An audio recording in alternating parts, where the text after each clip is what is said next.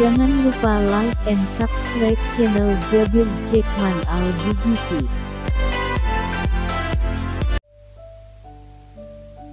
Kita mungkin pernah dengar cerita suatu hari Nabi lagi boncengan sama seorang anak kecil.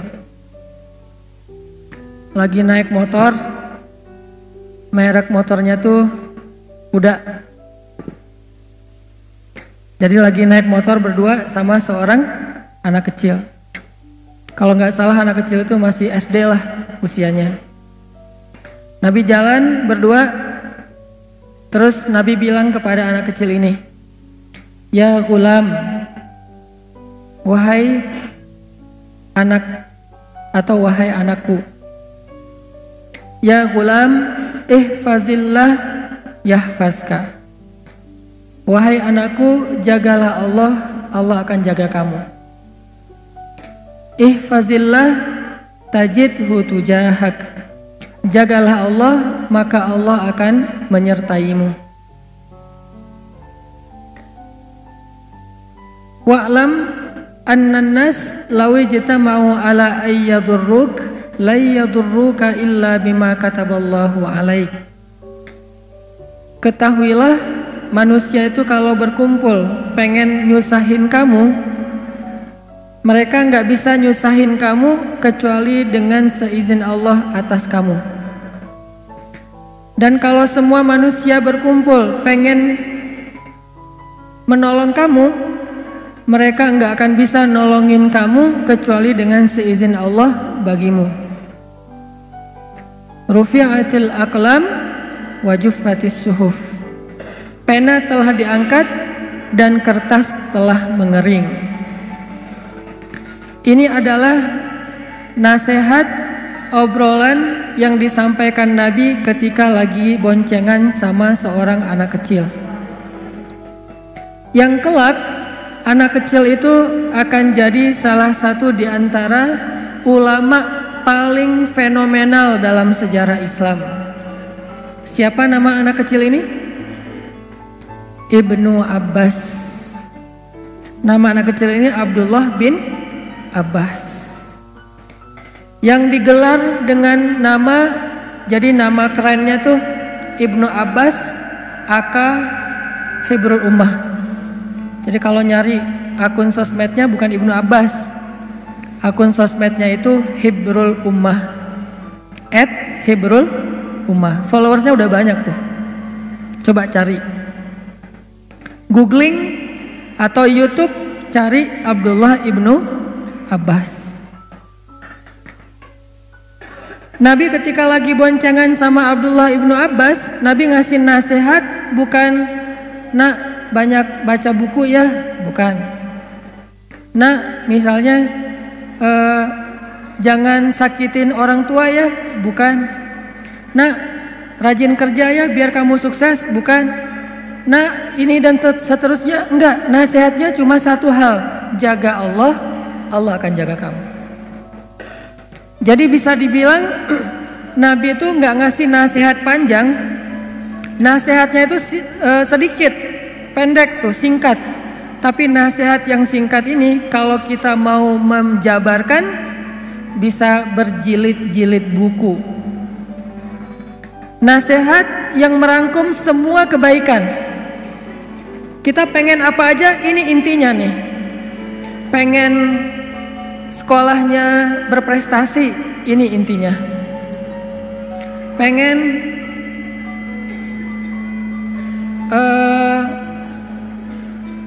bisnisnya lancar, ini intinya. Pengen banyak temen, ini intinya. Pengen have fun dalam hobi-hobi dan permainan kita, ini juga intinya. Pengen statusnya nambah, jangan jomblo terus, ini juga intinya. Ustadz, ada yang datang misalnya, "Saya pengen dapat nilai bagus, apa ya nasihat buat saya?" Kata Nabi, "Jaga Allah, Allah akan jaga kamu." "Ustadz, saya agak-agak khawatir nih tinggal di kos-kosan sendiri, gimana ya?" "Jaga Allah, Allah akan jaga kamu." "Ustadz, gimana ya cara menghadapi teman yang kayaknya baper banget jaga Allah, Allah akan jaga kamu. Ustadz, gimana caranya biar nggak ditolak? Karena saya udah sering ditolak, belum pernah diputusin. Ya gimana diputusin ya? Diterima juga belum. Itu saya banget tuh. Saya alhamdulillah belum pernah diputusin. Kecuali sekali doang. Karena diterima juga enggak, kayak Julaibib. Gimana caranya? Jaga Allah, Allah akan jaga kamu. Jaga perasaan Allah, Allah akan jaga perasaan kita. Jaga kedekatan dengan Allah, Allah akan jaga kedekatan dengan kita. Jaga hak Allah, Allah akan jaga hak kita. Jaga panggilan Allah, Allah akan jaga panggilan kita. Ihfazillah yahfazka. Jaga Allah, Allah akan jaga kamu. Dan inilah kunci kebahagiaan dalam hidup kita, teman-teman. Inilah kunci sukses dalam semua masalah kita. Inilah kunci pertolongan dalam semua kesusahan kita. Jaga Allah, Allah akan jaga kita. Itu aja kalimat ininya. Kalau perlu jadi status, jadi hashtag, jaga Allah, jaga kita. Nggak ada cerita kita dikecewain sama Allah padahal kita udah habis-habisan, itu nggak ada. Kalau ke manusia sering kayak gitu. Kita udah berkorban segala macam, ternyata dia cuma ngelihat kita sebagai sahabat atau paling dekat juga adik kakak. Kan berat ya. Kita udah kegeeran nih, udah habis-habisan, udah pokoknya udah sacrifice habis-habisan, udah give effortnya seluar biasa banget. Berharap suatu saat hatinya terbuka buat kita. Pas ditembak, jadi gimana nih? Apanya gimana? Kan kita udah lama jalan berdua, jalan bareng ya, udah lama nih. Padahal baru sebulan. Kenapa berasa lama? Karena udah habis-habisan kan? Berasa kayak udah seluruh hidup kita tuh udah kita korbanin buat dia. Kan kita udah lama jalan bareng. Kira-kira gimana? Kamu mau serius atau enggak? Serius dong kata dia. Kita udah wah Masya Allah serius.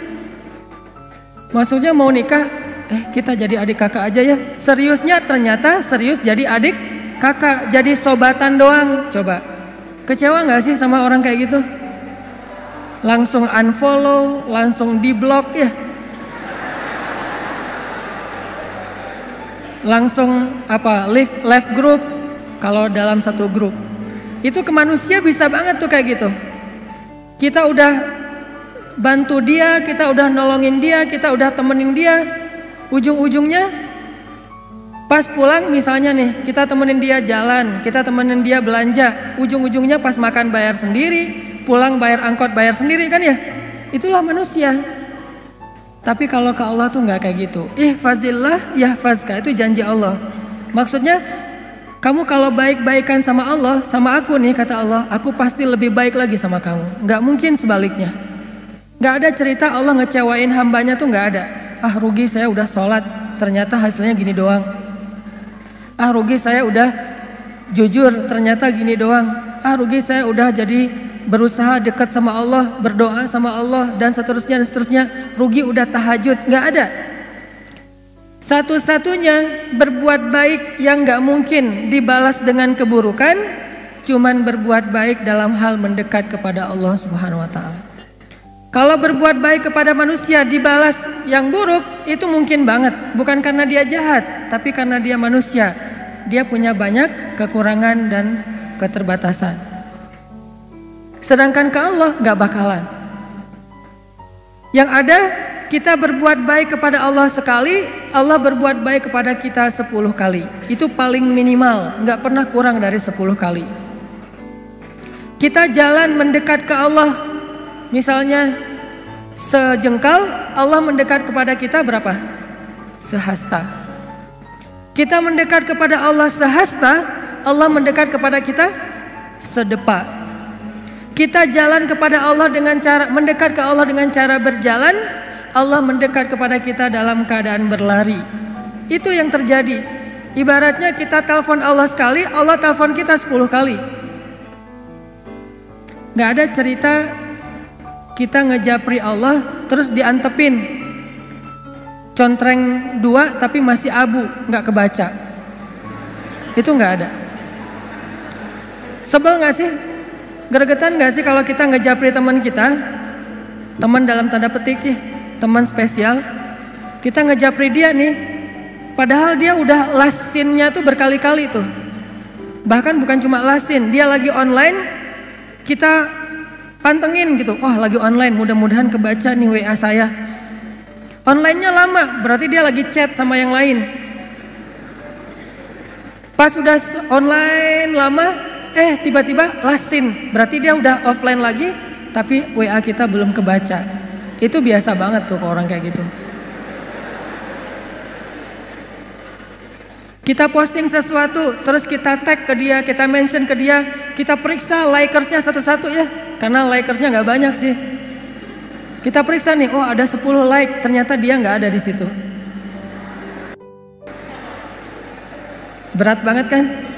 Begitu dia posting, kita jadi first liker.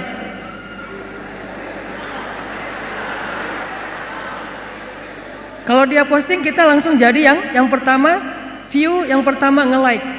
Seolah-olah hidup kita tuh nggak ada kerjaan lain kecuali mantengin kegiatan dia.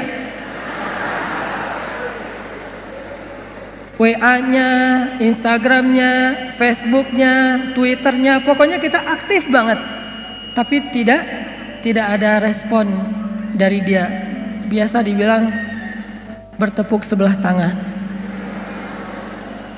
Itu paling menggenaskan menurut saya.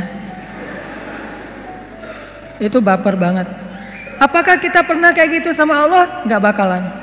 Yang ada sebaliknya, kita berbuat sesuatu yang mengecewakan Allah, Allah tetap aja buat baik buat kita, tetap aja mendekat kepada kita, tetap aja tiap malam Allah datang manggil kita. Bayangin, setiap malam tuh Allah miss call kita loh, tapi kita reject. Allah yang miss call kita. Kita nggak pernah miss call Allah. Karena setiap kali kita telepon Allah pasti diangkat. Setiap kali kita nge-WA Allah pasti Allah langsung typing, bukan cuma read.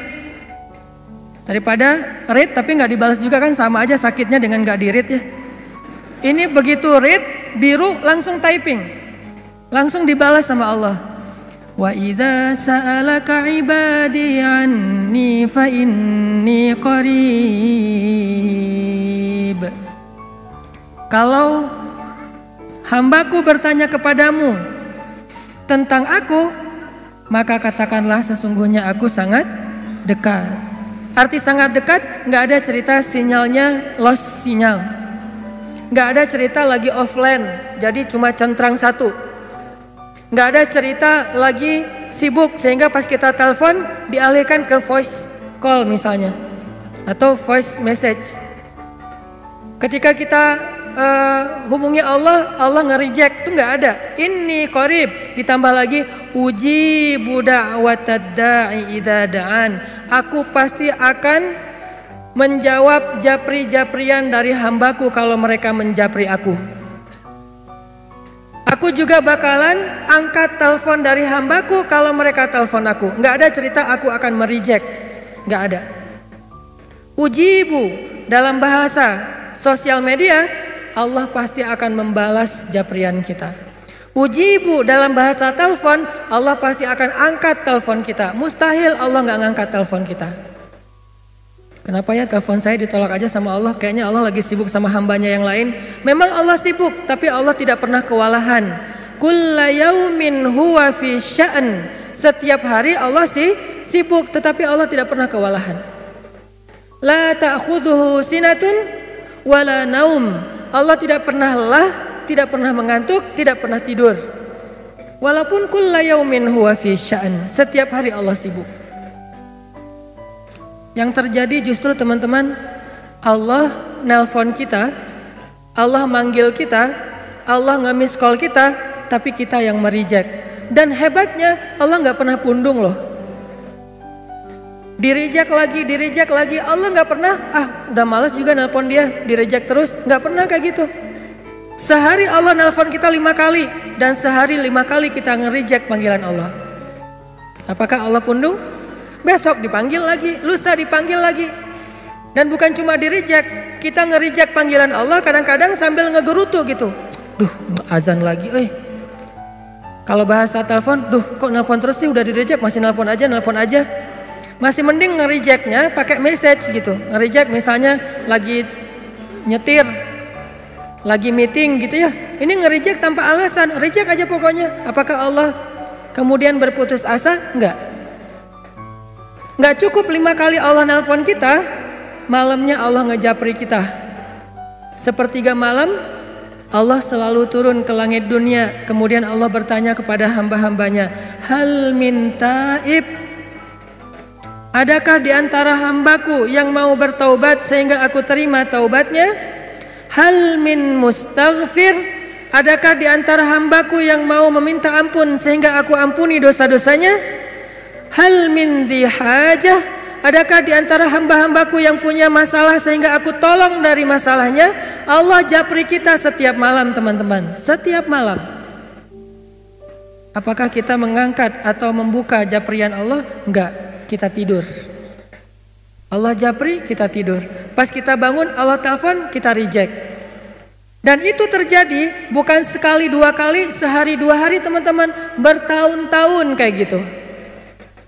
Dari sejak umur kita 12 tahun sampai umur kita sekian belas atau lebih 20 tahun, ternyata kita terus nge-reject dan tidak menghiraukan panggilan Allah Subhanahu wa taala. Tapi Allah masih manggil kita, ya ibadi, wahai hambaku, ditelepon lagi, nggak pernah berhenti. Sampai akhirnya setelah belasan tahun, puluhan tahun kita nge-reject panggilan Allah, sekali-kalinya kita angkat, Allah senang banget coba. Begitu kita angkat panggilan Allah, hayya 'alas shalah,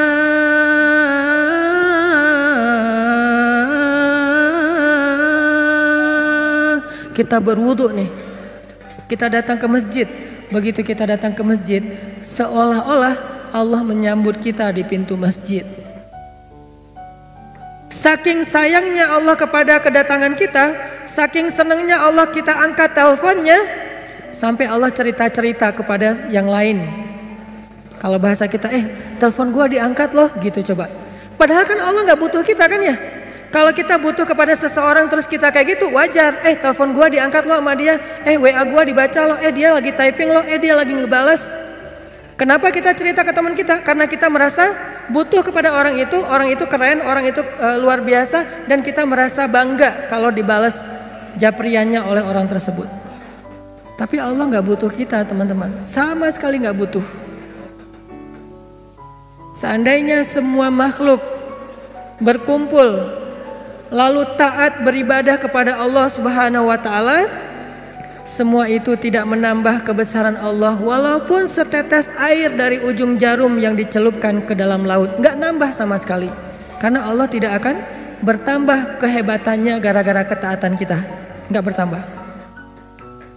Artinya ketaatan kita tuh gak ngaruh. Kayak kita naruh garam di dalam laut, gak makin asin.